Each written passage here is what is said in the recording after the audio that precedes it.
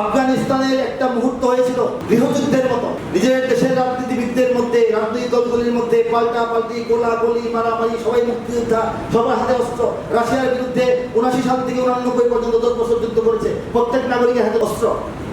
কিন্তু এই যখন রাশিয়া চলে গেল, দেশ স্বাধীন হলো, তখন কি হলো? ক্ষমতায় কে যাবে? সবার হাতে অস্ত্র, ওখানে সব দলের হাতে অস্ত্র। ক্ষমতায় কে যাবে? হিজবে ওয়াহাদাত 60,000 সৈনিক, গুলবুদ্দিন হেকমতিয়ারের বাহিনী, তারপর বুরহানুদ্দিন রব্বানির বাহিনী, জালালউদ্দিন হাক্কানির বাহিনী, আহমদ শাহ মাসুদের বাহিনী, বড় বড় লিডার, তারা হচ্ছে একজন যুদ্ধ বিজয়ী নেতা।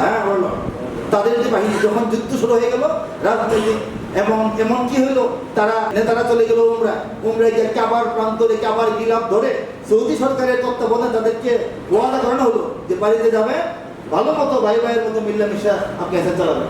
এই ওয়াদা করে 2 দিন পরে মারা গেল।